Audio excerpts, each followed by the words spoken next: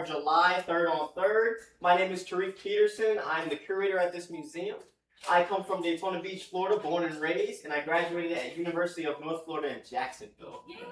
Just a couple of housekeeping things. If everybody, thank you. Give it up. All right. So just a couple of housekeeping things. If everybody could please silence your cell phones now for our speaker.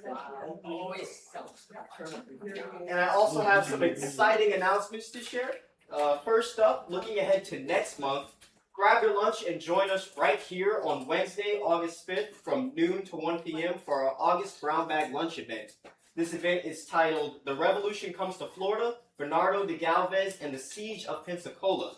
This event will be an engaging 1-hour presentation, much like this one, and is completely free for everyone to attend.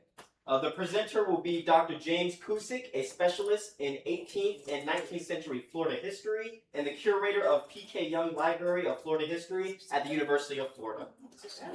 All right, later that month, please save the date for August 21st at 6 p.m. at the Peck Center.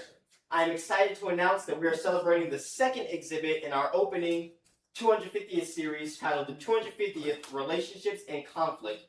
For this installment, we will have 2 exhibits. We are honored to host the Smithsonian's Traveling Americans exhibit, which explores, yes, thank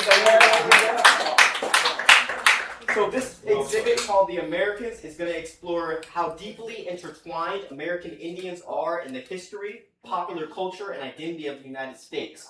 Our second exhibit will be the University of North Florida's exhibit, Visualizing Indigenous Florida.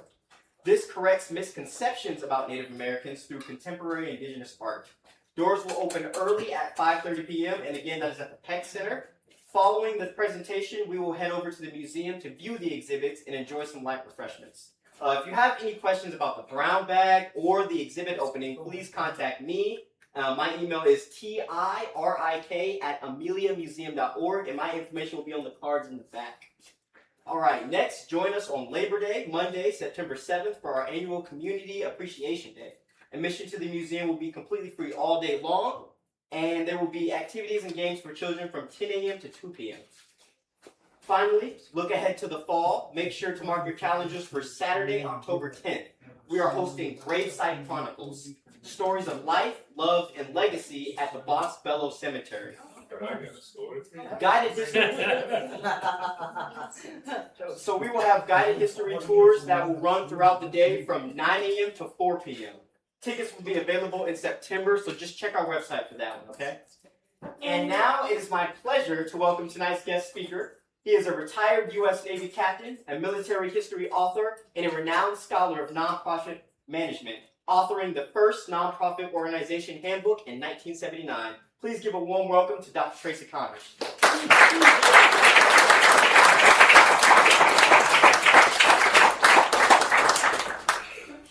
Thank you. It is a great honor to be with you once again, to have so many familiar faces, friends, and even in this case, 2 relatives, which I will introduce momentarily. Before I begin the formal part of the program, there are several, I would call them celebrities in my view, I'd like to introduce. One is John Hendricks and Emily Baumgartner, who are the president and vice president of the West Nassau Historical Society. John, would you tell us just a couple of words about what's happening? John Hendricks, Historical Society in Callahan, West Nassau. Glad to be here. I'm honored to have Tracy Connors, one of our members. So we do have our Smithsonian Institute food exhibit there at Callahan Training. So if you want more information on that, it'll be December the 12th. Come on out.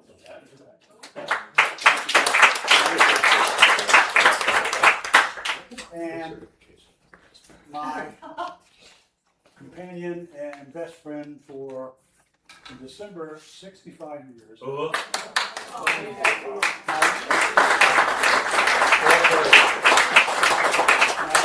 wife Faith, retired associate professor at the University of Maryland, and I'm also honored because I don't think anyone else has come 700 miles for this presentation.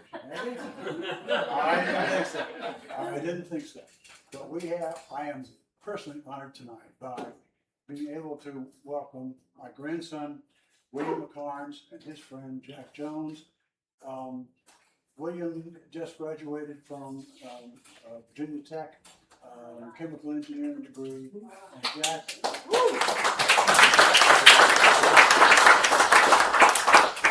He's the guy with the crew cut. And Jack is it's senior year now of mechanical engineering. Also, he's a Hokie, as we call him. So I'm thanking you both for coming so far to be a part of this. They're on their way. William is going to accept the job in Houston with the General Electric Corporation. So, welcome.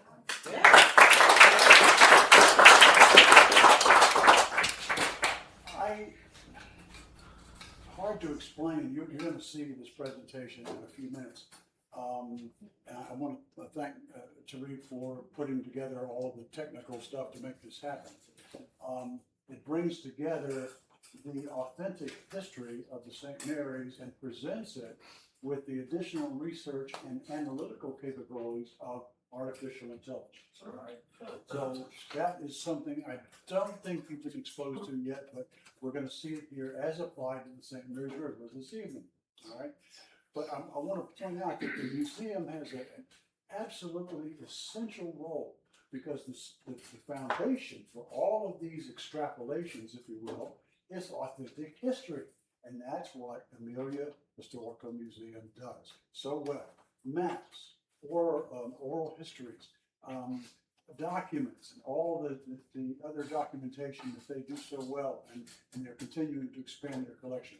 That's the basis on which all of our, I think, future, more improved understandings of what was actually going on are going to be based. So they play an absolutely essential role in better understanding what happened, as well as just the facts, so to speak. So there's a limitation on just the facts history, but by using other means, as you'll see in a few minutes, we can understand far more about what was really happening behind the scenes. And unless there are any further questions, I guess they're ready. All ready? Okay, I'll pull it up. Thank you. The first several slides are to set the stage for the St. Mary's River. I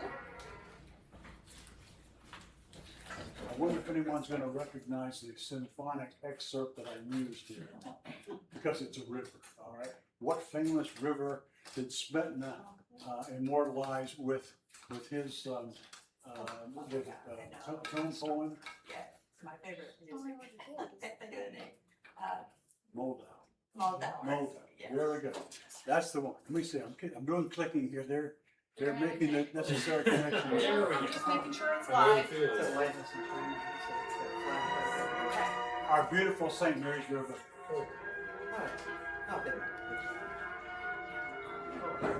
It runs straight to the sea.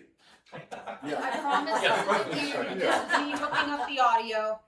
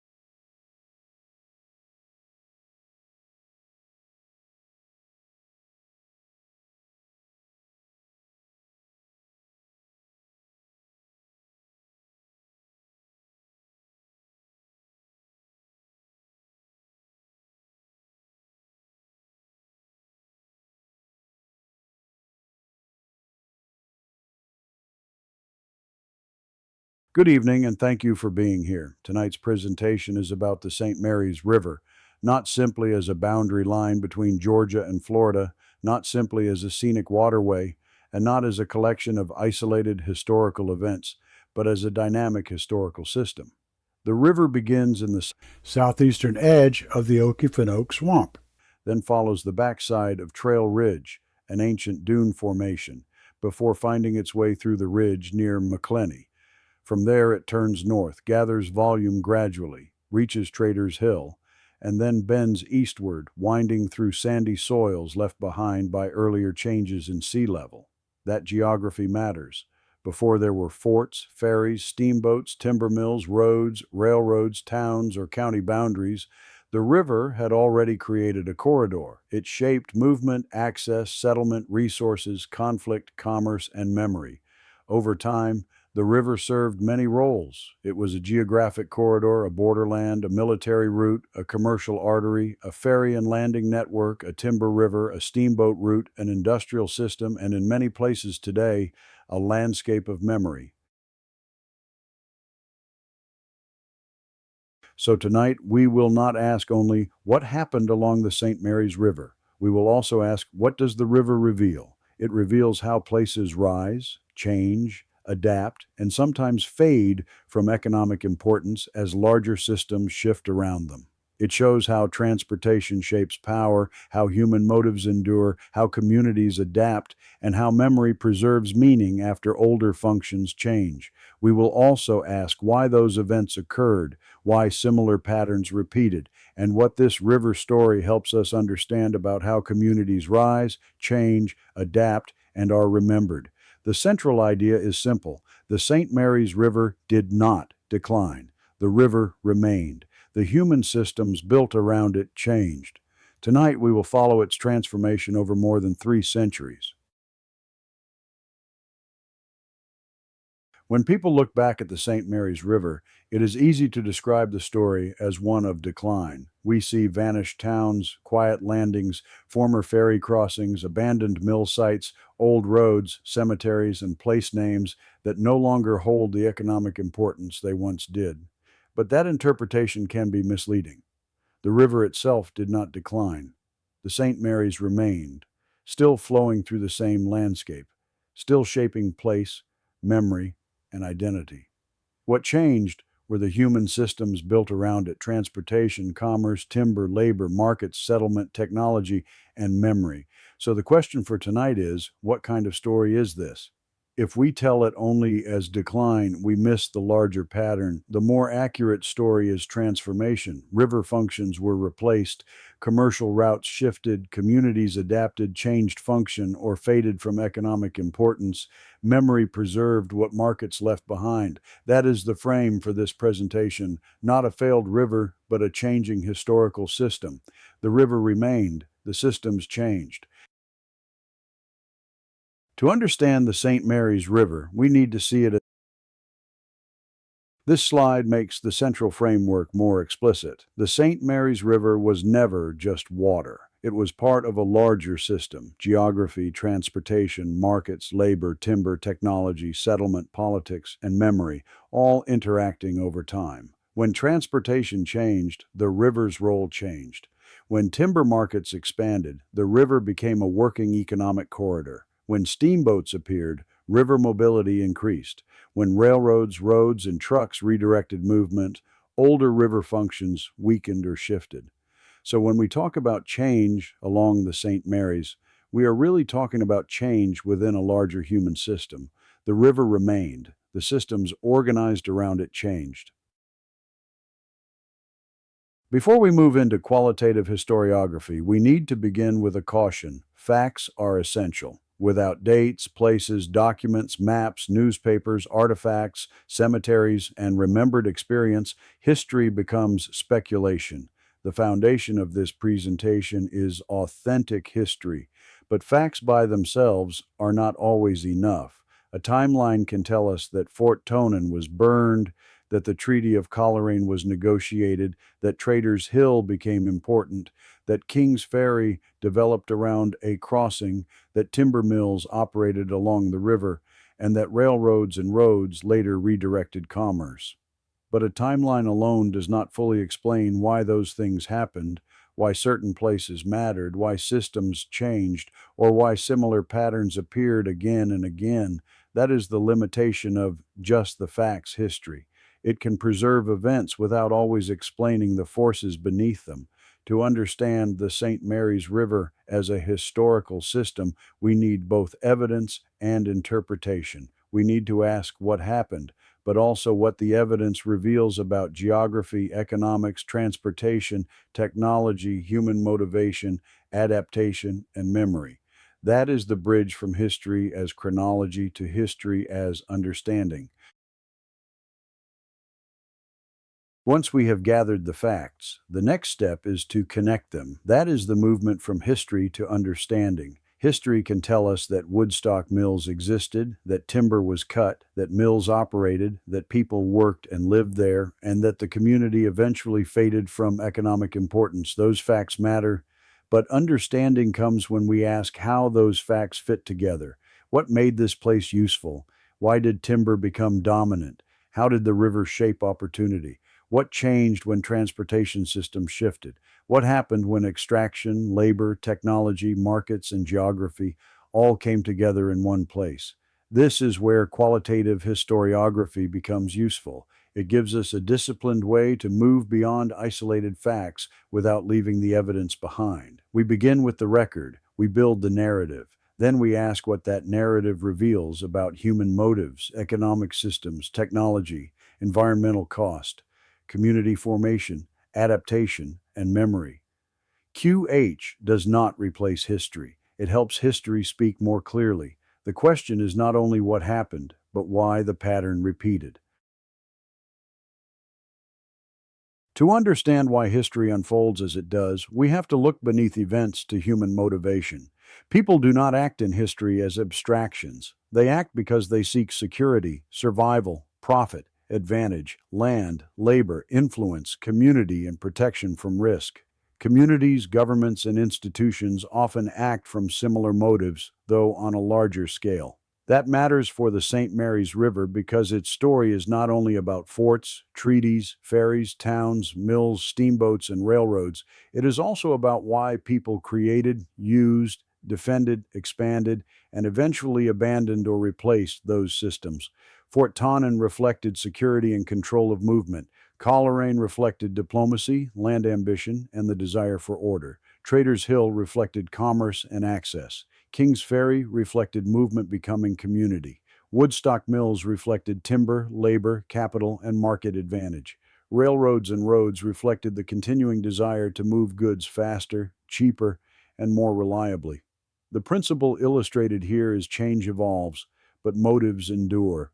Technologies and methods change, but motives such as survival, opportunity, competition, profit, security, and power often persist beneath new forms. So when we look at the St. Mary's River, we are not only asking what changed, we are asking what motives endured as the river's human systems changed around them. The impulse behind qualitative historiography is not new. Historians have long tried to move beyond simple chronology. They have asked whether events across different times and places reveal recurring patterns in power, institutions, environment, economy, technology, adaptation, and memory. Thucydides looked beneath events to the forces that drive conflict and decision-making. Mark Bloch and the Annales tradition widened history beyond rulers and battles to include societies, landscapes, and ordinary people across time. Fernand Braudel emphasized long-term structures, geography, economy, environment, and systems that shape what people can do. Will and Ariel Durant tried to draw broad lessons from the recurring experiences of civilizations. QH grows out of that older effort. It uses the past not only as a record of events, but as a source of disciplined understanding. What has changed is the tool set. Today we have searchable digital archives, large collections of newspapers and maps, databases, computational tools, and AI-assisted comparison. These tools do not replace historical judgment, and they do not make interpretation automatic, but they do allow us to compare more evidence across more places and periods and to see patterns that might otherwise remain hidden. That is the point of this slide. QH is not a rejection of traditional history. It is an extension of a long-standing historical impulse, supported by new tools and disciplined comparison. This slide shows the broader lessons of history framework that supports qualitative historiography. At the center is the method itself. QH begins with authentic history, identifies recurring patterns, connects those patterns to larger principles, and moves toward deeper understanding. The organizing premise is change is the constant. History is not only the record of what happened, it is the record of how things changed, why they changed, and what those changes reveal about human behavior, institutions, technology, power, economics, memory, and civilization. Around the center, the framework groups recurring principles into 5 broad domains. The first is change and adaptation, how disruption, crisis, and instability require adjustment. The second is human nature, power, and morality, how ambition, motive, power, and moral interpretation shape outcomes. The third is economics, geography, and technology, how material incentives, physical setting, and tools reshape opportunity and power. The fourth is civilization, institutions, and cohesion, how societies organize themselves, persist, weaken, or renew. The fifth is memory, learning, and meaning, how history is remembered, forgotten, interpreted, and used for self-understanding. The point is that QH is not random interpretation. It is a disciplined way to move from evidence to patterns to principles to understanding. For tonight, we will not use the entire framework. We will select the principles most useful for understanding the St. Mary's River as a changing historical system. From the broader QH framework, I have selected several principles that are especially useful for understanding the St. Mary's River story tonight. These principles do not replace evidence. They are not shortcuts around history. They are interpretive tools that help us recognize repeated patterns in the historical record. The first is, history is the chronicle of change. The St. Mary's River story is not static. Its role changed as transportation, markets, technology, settlement, timber, and memory changed. The second is borderlands breed complexity, not simplicity. The St. Mary's was more than a boundary line. It was a zone of movement, conflict, diplomacy, trade, blurred authority, and competing ambition. The third is transportation channels shape political and economic power. Rivers, ferries, steamboats, roads, and railroads all affected which places gained importance and which later lost commercial function. We will also use life is competition, and cooperation often serves competition. The timber economy required cooperation among landowners, workers, haulers, merchants, mills, and transport systems, but that cooperation served competitive economic gain. Change evolves, but motives. Endure reminds us that tools and technologies change, while motives such as security, profit, access, survival, and control of resources remain recognizable. Adaptation is survival helps explain what happened when railroads and roads redirected commerce away from older river landings. Finally, foundations and roots shape identity, historical amnesia enables exploitation, and balanced history creates nuanced understanding will guide our discussion of memory and interpretation. So as we move through the river examples, each place will answer 2 questions. What happened here, and what principle does this place help us understand?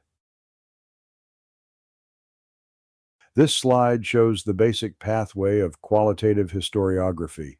The process begins with evidence, maps, deeds, newspapers, census records, photographs, government reports, personal accounts, archaeological traces, cemeteries, and physical evidence on the landscape. From evidence, we build a narrative. This is the familiar historical task, arranging the evidence into a credible account of what happened, when it happened, who was involved, and what followed. Then QH adds a more deliberate interpretive step, coding or classification. Borrowing from qualitative research, we identify recurring features in the record: transportation, technology, economic motive, labor, resource use, environmental cost, institutional response, adaptation, conflict, cooperation, replacement, and memory. Once those features are identified, we look for themes and patterns.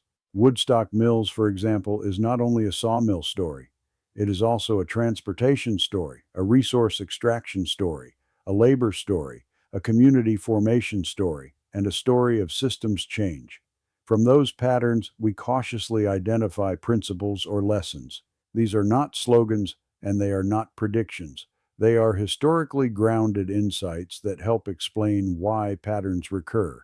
The value of QH is that it makes the movement from facts to meaning more visible. It does not ask the audience to accept interpretation on faith. It shows the pathway by which evidence becomes narrative, narrative becomes interpretation, and interpretation becomes understanding. For the rest of this presentation, we will apply that pathway to the St. Mary's River.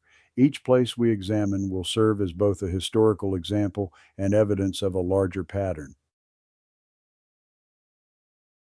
Now we can begin to apply the QH pathway directly to the St. Mary's River. From this point forward, each place is not included simply because something happened there. Each place also helps reveal a larger pattern. Fort Tonyn helps us see how a borderland became a military landscape. Coleraine shows diplomacy, uncertainty, and the difficulty of imposing order in a contested region. Traders Hill shows how transportation and commerce concentrated importance at a useful location.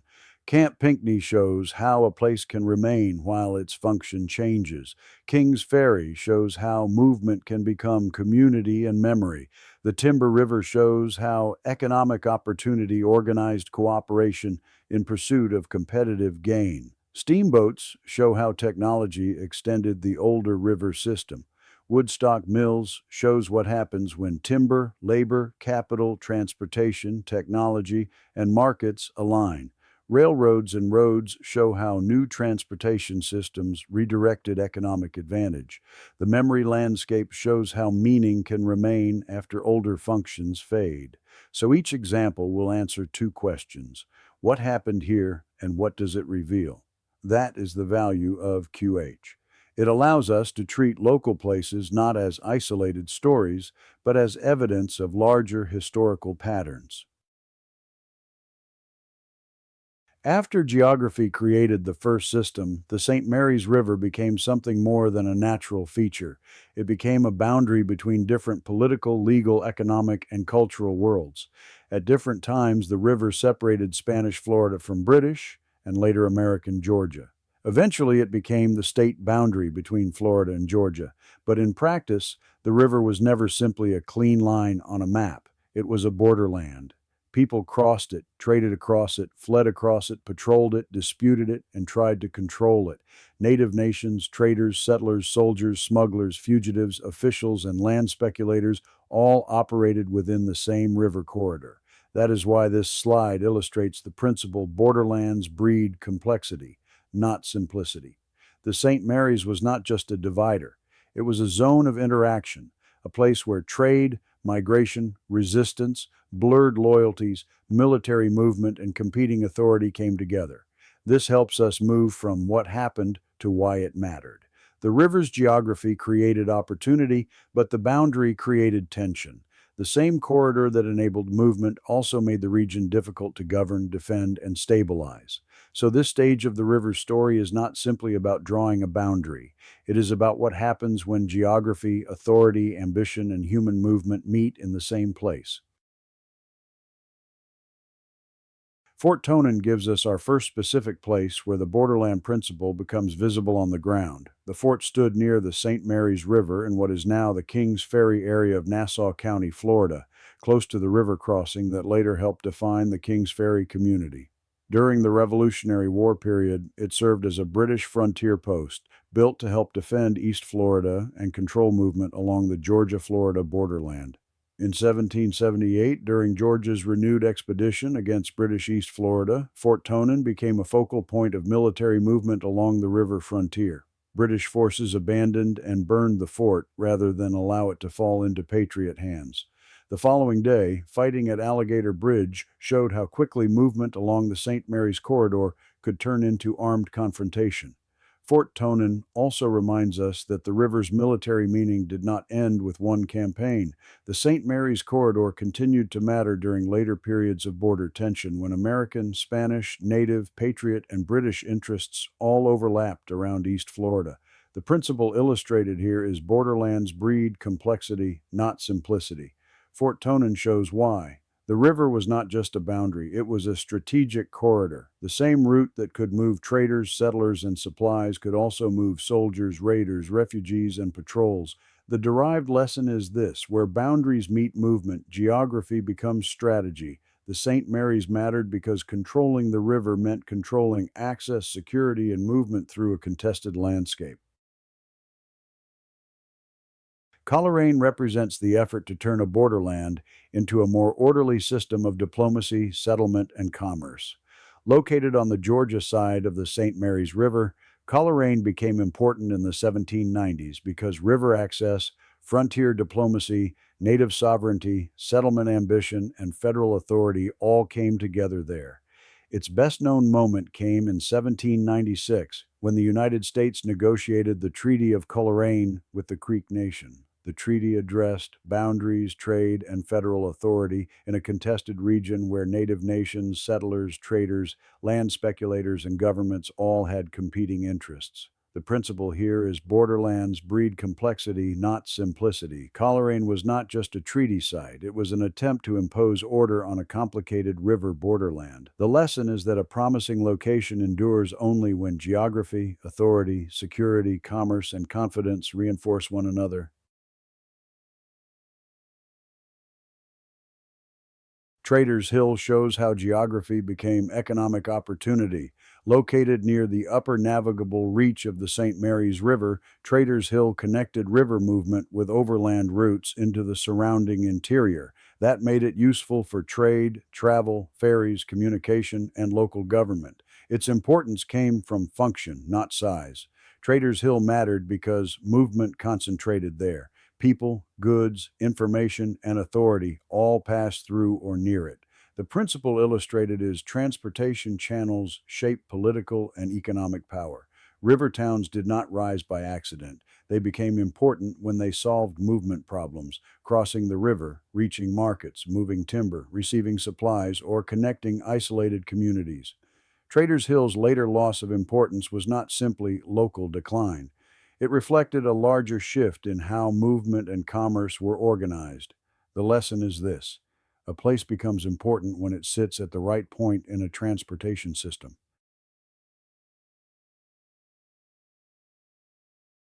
Camp Pinckney gives us a quieter kind of example. Unlike Fort Tonyn or Coleraine, it is not remembered chiefly because of one dramatic event. Its importance lay in function. It was one of the places along the St. Mary's River where local settlement, river movement, landing activity, and everyday transportation came together. It served as the river port for the little town of Centerville, a mile or so north of the river. That makes it useful for QH because historical importance is not always created by battles, treaties, or famous individuals. Sometimes it is created by repeated use, where people crossed, loaded goods, gathered, received mail, moved timber, visited neighbors, or connected with the wider world. The principle illustrated is history is the chronicle of change. When the river was central to movement, Camp Pinckney had practical value. As roads, railroads, and highways reorganized movement, that same location could lose some of its earlier transportation function. The supporting principle is transportation channels shape political and economic power. The lesson is simple: a location's value depends on the system around it. Camp Pinckney reminds us that places remain, but their functions change. Kings Ferry brings the river story closer to home. Its earliest importance came from movement. The ferry, river landing, nearby roads, farms, and local traffic gave the place practical value. It connected people and goods across the St. Mary's River and linked nearby communities to a wider transportation system. But Kings Ferry's greatest growth came later, when timber transformed a river crossing into a more active mill community.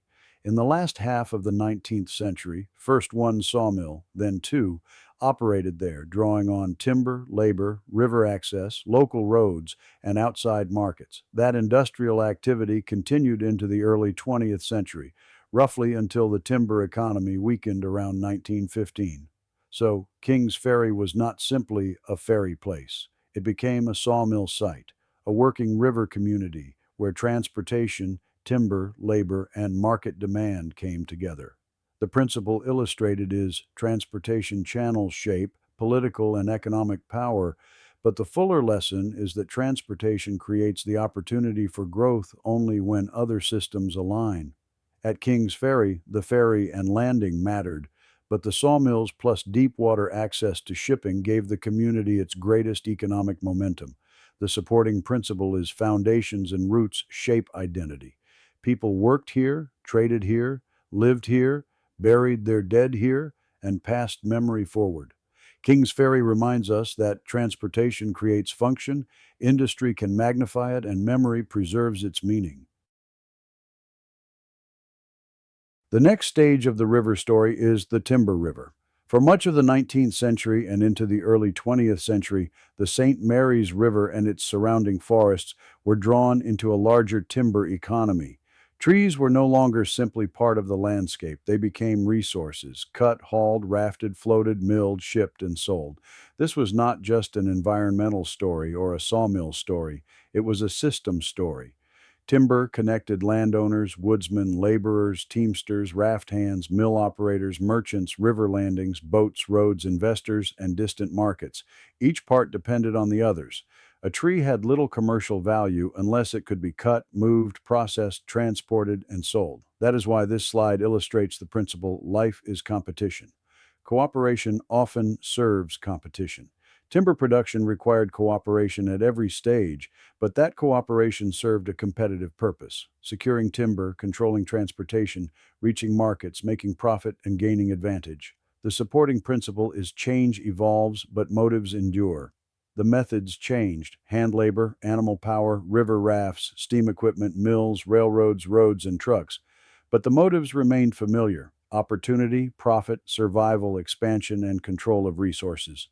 The lesson is that economic opportunity organizes cooperation in pursuit of competitive gain. Along the St. Mary's River, timber turned geography, labor, technology, and transportation into a working economic network, but one that also began consuming the forest foundation on which it depended. Steamboats mark another important stage in the St. Mary's River story. Before steam power, river movement depended on smaller craft, sail, pole boats, rafts, ferries, and hard physical labor. Those methods did not disappear overnight, but steam changed what river transportation could do. Steamboats made movement more powerful, more regular, and more connected. They carried passengers, mail, supplies, timber, news, and commercial opportunity along the river more efficiently than earlier methods alone. The principle illustrated here is change evolves, but motives endure. The technology changed, but the motives remained familiar: access, movement, commerce, profit, communication, and connection. Steam power simply gave those motives a stronger tool. This also supports transportation channels, shape political and economic power. As steamboats improved river movement, landings, ferries, stores, mills, and settlements tied to that channel gained importance. But steamboats also remind us that technology often works in stages. A new technology may first strengthen an existing system before a later technology redirects or replaces it.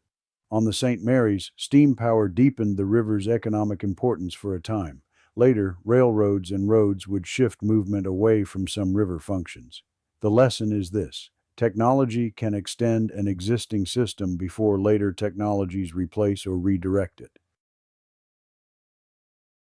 Woodstock Mills is one of the clearest examples of the St. Mary's River as a working economic system. Its importance did not come from one factor alone. It was not enough that trees stood nearby, or that the river flowed past it, or that a mill operated there. Woodstock mattered because several systems aligned at the same time: forest resources, labor, mill technology, local roads, river access, capital investment, transportation routes, and outside markets all reinforced one another. That alignment turned a local sawmill into part of a larger timber economy. The principle illustrated here is change evolves, but motives endure. The methods of production and transportation changed over time, but the motives remain familiar: profit, opportunity, market access, resource control, work, survival, and competitive advantage. The supporting principle is life is competition. Cooperation often serves competition. A mill required cooperation among landowners, workers, teamsters, river hands, merchants, transport operators, and investors. But that cooperation served a competitive purpose, turning forest resources into lumber and lumber into profit. Woodstock Mills helps us understand why places sometimes rise quickly. A place becomes powerful when resources, labor, technology, transportation, capital, and markets converge. Woodstock Mills prospered because key systems aligned. Woodstock Mills also shows how qualitative historiography works. We begin with a local story, a sawmill community on the St. Mary's River. Then we ask what the evidence reveals beneath the surface. The answer is not simply, a mill was there. The larger pattern is systems alignment. Woodstock Mills rose because timber, labor, technology, transportation, capital, and markets came together. But that same pattern also reveals vulnerability. If one or more of those systems changes, timber supply, labor, transport routes, investment, or market demand, the place can lose the alignment that made it prosper. That is how QH moves from local evidence to broader understanding. Woodstock Mills becomes more than one community's history. It becomes an example of a recurring historical principle. Places prosper when systems converge, and they become vulnerable when those systems no longer reinforce one another. The principle is not imposed on the evidence. It is drawn from the pattern the evidence reveals. The local story becomes a larger lesson. Systems create opportunity, but systems also create vulnerability. Railroads and roads mark one of the major turning points in the St. Mary's River story. For generations, the river had been the organizing transportation channel. Ferries, landings, steamboats, timber movement, and river communities depended on water as one of the most practical ways to move people, goods, timber, mail, and information. But transportation systems do not remain fixed.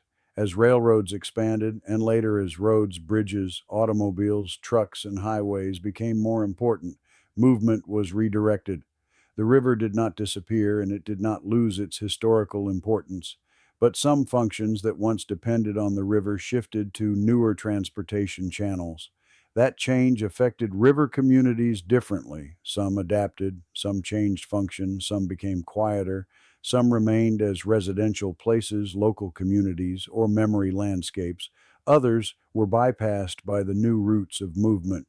The principle illustrated here is adaptation is survival. Places that adjusted to new transportation patterns had a better chance of retaining importance. Places whose value depended entirely on older river functions became more vulnerable. The supporting principle is history is the chronicle of change. The larger point is this: the St. Mary's did not fail. Transportation power shifted. The river remained, but the map of economic advantage changed. The final river example is the memory landscape. By this point in the St. Mary's River story, many older functions have changed. Forts disappeared, some landings grew quiet, ferry traffic declined, steamboats vanished, timber operations shifted, railroads, roads, bridges, trucks, and highways redirected movement. But the meaning of the river did not disappear with those older functions. It remained in cemeteries, place names, family stories, old road beds, former landings, mill sites, courthouse records, newspaper references, maps, photographs, oral memory, and physical traces still visible in the landscape. The principle illustrated here is historical amnesia enables exploitation. What is forgotten becomes vulnerable to erasure, misinterpretation, careless development, and loss of identity. If a place is remembered only as empty land, then the lives, labor, conflict, ambition, and community once attached to it become easier to overlook. The supporting principle is foundations and roots shape identity. A cemetery, landing, road trace, or river bend may no longer serve its old economic function, but it can still carry meaning. Memory is not nostalgia alone. At its best, memory is evidence preserved by community attention. The lesson is this: memory preserves our ability, if we choose to use it, to derive meaning and understanding from what happened history.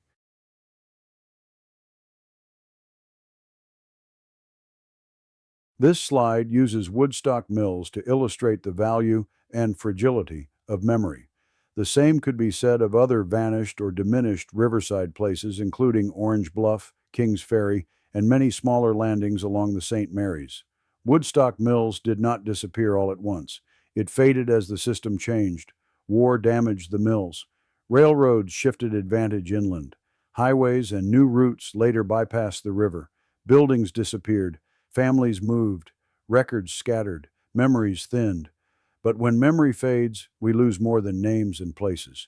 We lose evidence. We lose context. We lose the ability to understand how change happened, who benefited, who paid the cost, and what lessons the story might have taught. That is why QH matters. Qualitative historiography is not simply about preserving facts. It is about preserving enough authentic history to recognize patterns, understand causes, and identify lessons. When history disappears, understanding disappears with it.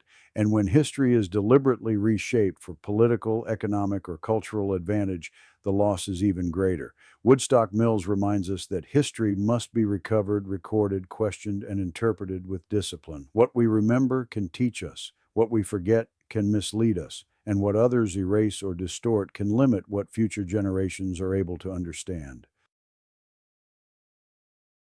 Now that we have moved through these examples, we can step back and ask what the river reveals. Fort Tonyn, Coleraine, Traders Hill, Camp Pinckney, Kings Ferry, the Timber River, steamboats, Woodstock Mills, railroads and roads, and the memory landscape are not separate fragments of history. Each has its own story, but together they reveal a larger pattern. The St. Mary's River connected geography, boundary, diplomacy, commerce, timber, technology, transportation, settlement, community, and memory. At different moments, one part of that system became more important than another. The river was a frontier boundary, a military corridor, a commercial route, a timber artery, a steamboat corridor, an industrial support system, and eventually a landscape of memory. That is why this presentation is not simply about decline. The better word is change. Places along the river rose, changed, adapted, or faded from economic importance as larger systems shifted around them. When river transportation mattered most, river places mattered most. When railroads and roads redirected movement, the map of advantage changed. This slide brings several principles together. History is the chronicle of change. Transportation channels shape political and economic power, and adaptation is survival. The lesson is that local places become more meaningful when we see how they fit within larger patterns of change. A ferry, a mill, a fort, a landing, or a cemetery may seem small by itself. But within the river system, each becomes part of a deeper historical explanation. The river reveals the system behind the story. This slide brings the main idea of the presentation into one visual framework. At the center is Woodstock Mills, not because it is the only important place on the St. Mary's River, but because it gives us a clear example of how the method works. We could also have used Orange Bluff, Kings Ferry, Traders Hill, or another river community. Woodstock Mills simply gives us a strong case study. The upper part of the graphic places Woodstock Mills within the larger St. Mary's River system. The river was not just scenery and not just a boundary. It connected land, labor, timber, trade, towns, transportation, technology, and markets. Around the center are the major forces that shaped the place: timber, river transport, sawmills, labor, markets, railroads, environmental cost, and memory. These are the recurring features QH asks us to notice, classify, and interpret. The lower part of the slide shows the QH process: evidence, authentic history, interpretation, patterns, principles, and understanding. So the goal is not just to know that Woodstock Mills existed, the goal is to understand what Woodstock Mills reveals, how one local river place can help us see the larger systems that shape the St. Mary's River over time.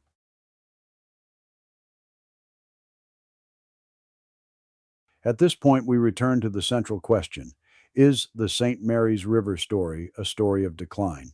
The answer is no, not in the simple sense. The river did not decline as a river. It continued to flow, mark geography, shape ecology, hold memory, define place, and connect communities. What changed were the human systems built around it. At one time, the river functioned as boundary and borderland. At another, it served military strategy and diplomacy. Later, it supported ferries, landings, commerce, timber extraction, steamboats, mills, and settlement. Then, railroads, roads, bridges, trucks, and highways redirected movement and changed the economic value of many river places. That is why decline is too simple. Decline suggests a single downward line. The St. Mary's River story is better understood as a sequence of transformations. Some functions faded, others shifted. Some places lost commercial importance but retained community meaning. Landings grew quiet, but their traces remained. Cemeteries, roadbeds, family stories, place names, and physical remnants became part of the memory landscape. The principle here is history is the chronicle of change. Supported by adaptation is survival and transportation. Channels shape political and economic power. The lesson is this: a place may lose one function while gaining, retaining, or revealing another kind of meaning. The river remained, the systems changed. I would like to close by returning to the central idea of this presentation. The St. Mary's River is not simply a boundary, not simply a transportation route, not simply a timber river, and not simply a landscape of vanished ferries, landings, mills, and steamboats. It is all of those things layered together. Its history is not best understood as a story of decline. Decline is too flat a word. It suggests that the river once mattered and then stopped mattering. But that is not what the evidence shows. The river remained. What changed were the human systems built around it: military systems, treaty systems, ferry systems, timber systems, steamboat systems, railroad systems, road systems, market systems, and finally memory systems. Qualitative historiography helps us see that movement from facts to meaning. We begin with evidence: maps, records, newspapers, cemeteries, landings, roads, photographs, family memory, and traces on the landscape. We build a narrative. Then we look for recurring patterns: transportation, competition, cooperation, adaptation, technology, resource use, institutional lag, and memory. From those patterns, we gain a clearer understanding of what the river reveals. The St. Mary's teaches us that places are not fixed in meaning. They change as the systems around them change. A fort becomes a trace. A ferry becomes a memory. A mill site becomes a question. A cemetery becomes testimony. A river crossing becomes part of family identity. So the final lesson is this: to understand a place, we must study not only what happened there, but how its meanings changed over time. The St. Mary's River remains, still carrying history, memory, and meaning.